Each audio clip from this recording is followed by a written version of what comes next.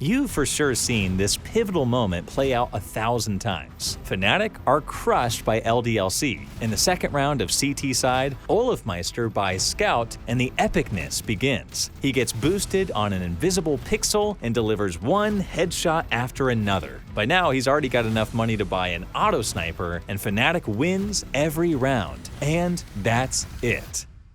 The Swedes once again made an unreal comeback and won the whole game. For most of us, that story ends with a funny clip where LDLC can't figure out where the heck Olofmeister is standing, and they're all running around the map like a bunch of chickens with their heads cut off. But in reality, everything was much more complicated. Don't forget to leave a like and subscribe, because you're watching CYBERSHOKE, and today we're going to tell you how Fnatic broke CSGO.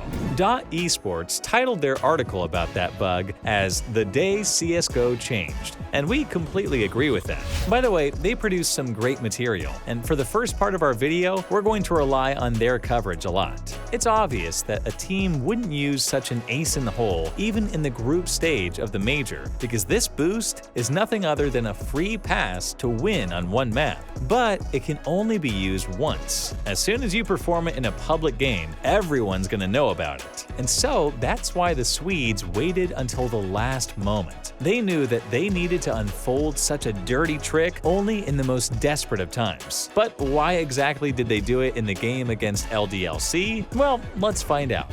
At that period of time, Fnatic was considered one of the best teams in the world. Before the major, they won 3 big LANs in a row, and like LDLC, were the main favorites in Jönköping. However, at the last major in Cologne, where the Swedes also had some huge chances to win, they lost to NIP in a very heartbreaking grand final, and were clearly quite upset about it. NIP was their vicious enemy. Not that long before the Cologne major, there was an incident where Fnatic beat NIP in an important game, and they just yelled at Get Right when he approached them to shake hands and congratulate them for their win. Just look at poor Christopher here.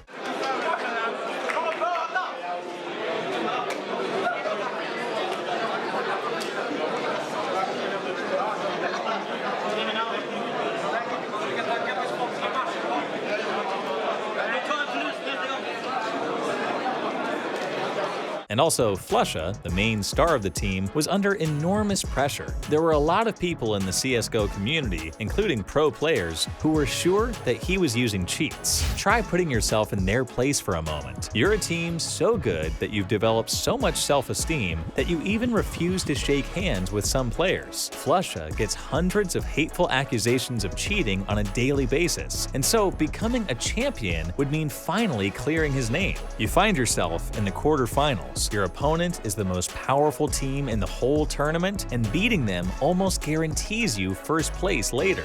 But on the third map, you get crushed. You manage to win only 3 rounds, and furthermore lose the pistol round in the second half. It feels like now's just about the best moment to unfold that ace in the hole, don't you think? And so, that's what they did. Dominating every LAN final for the past month, just looking untouchable. Coming into the major and going out in the corners, that is definitely not part of the plan here for Fnatic. Of course, from that moment on, LDLC couldn't win a single round. Even if they didn't appear in Olofmeister's crosshairs, he knew what plant they would go to. So when LDLC attacked A plant, the Swedes were already there, waiting for them. The community instantly got divided into 2 camps, with some calling Fnatic CSGO geniuses, and others believing the Swedes' act to be vile and therefore deserving some punishment. Only one thing united these 2 groups. They were both shocked. Even a professional host, whose job it is to always be able to find something to say, was speechless. I mean, the map is called Olof Pass for a reason.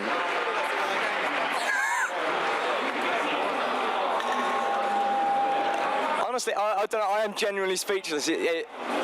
It's made me so upset. Here's what Fnatic coach Devilwalk said in that interview. "Of course I feel sorry for LDLC. They were stronger than us, but we won because of the superior map knowledge. It was the TO's job to decide who was correct here. Still, it was them who organized the tournament and formed a contract that all the teams had signed. Their reaction was quick. DreamHack announced that they received a complaint from LDLC, and so an investigation was launched. And because that was only a quarterfinal, they needed to act quickly. In their complaint, LDLC pointed not to bug bug usage or dishonesty, but to something else. Reviewing the demo of that game, the French found out that Crims, who boosted Olofmeister, was standing on an invisible pixel. It was a violation of DreamHack's regulation because they prohibit the usage of something that wasn't intended by devs. Of course, an invisible pixel of a transparent wall like this one obviously falls into this rule, so LDLC referred to it. Lawyers. Formally, they were right, and DreamHack referees unanimously voted for a replay. The teams should have continued the game from a 12-3 score, and this time follow the rules they signed up for. And so, do you think that was the end of it? Well, no. Fnatic's lawyers also did their work and found that, in fact, LDLC tried to use a similar boost in that exact same game, but they couldn't get it to work. Just imagine the absurdity of this situation. LDLC made a complaint on Fnatic for the usage of a bug that they themselves tried to use in that same game. The referees kept that in mind and nullified LDLC's advantage, so it was thought that now the game should be replayed from the beginning. And just when it seemed like justice was to be served, the Swedes just packed their bags and left the tournament. No one could understand why they would do that. Fnatic indeed violated the regulations, and the TO didn't kick them, but was going to allow a replay instead. Some people thought that Fnatic left because of a guilty conscience, but that can't be the case because they knew that LDLC also bended some rules themselves. The official statement that Fnatic released also didn't help to clarify things much either.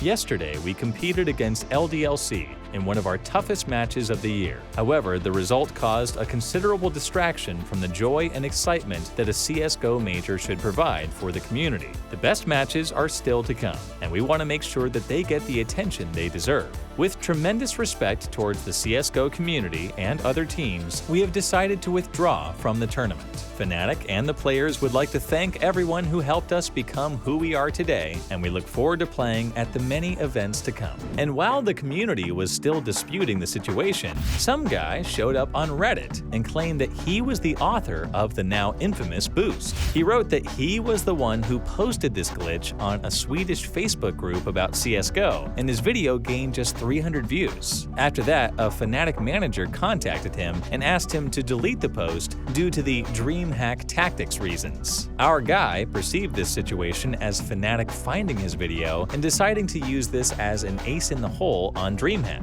And thinking that he helped the Swedish team win, he obediently deleted the post and didn't tell anyone about the bug. But then he was upset about the fact that Fnatic didn't give him any credit. He, such a loyal fan, was the one who found the bug on the map, which was the key to the Swedes being able to win against LDLC, and they didn't even thank him. When people asked him to prove his words, he declined to reveal any screenshots of messaging with a Fnatic manager, but he did share a private YouTube video showing this bug. This was indeed the earliest mention of the bug on the internet, so everyone believed him. Then the phrase, "Fnatic manager here, please delete this," became a viral meme. Everyone was joking about it, from ordinary people and pro players to Fnatic themselves. In the end, the Swedes didn't admit that this bug was found by that particular guy from Reddit. There was one interview with Devilwalk where he stated that they trained that boost for 2 months, kind of implying that they had found it on their own. And who knows, maybe he was telling the truth.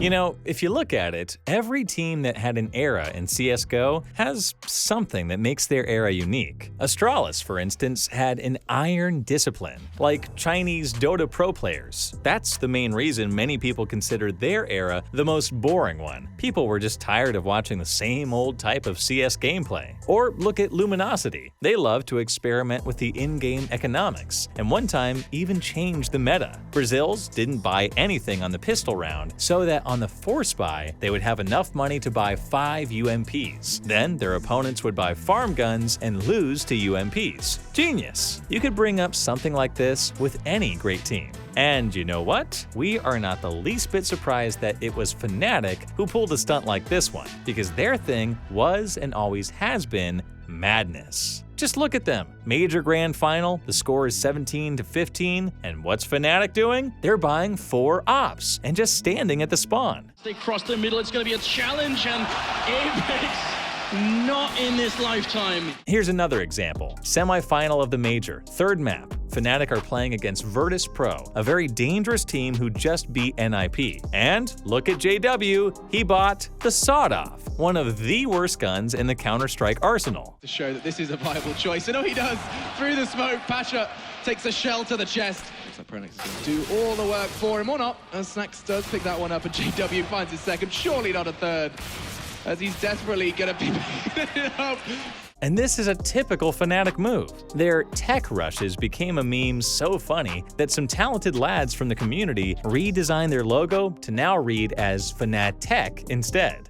Almost the most viral thing I can imagine. Alu up in the A-bomb site might get overwhelmed here. Olofmeister picks up the first kill, a second kill. Flusher comes in, Alu's down, is Forest and Exist left, and this is working beautifully for Fnatic. It's Exist. And so, what happened after? Well, Fnatic created an era for themselves. The Swedes won 3 of the next 5 big LANs and won 2 majors in a row, becoming the first CSGO team that managed to do such a thing. And Valve immortalized Olofmeister's boost by putting up a sign saying, "Entrance prohibited." We made this video because we noticed that this shocking moment turns out to be so deep, when on the surface, it could be perceived as just a fleeting highlight of a never-before-seen boost. But we want to know what you all think about it too. Let's chat about it in the comments. We read every single one. By the way, if you want to see more videos about historical Counter-Strike moments, let us know. And lastly, don't forget to leave a like and subscribe. Goodbye for now.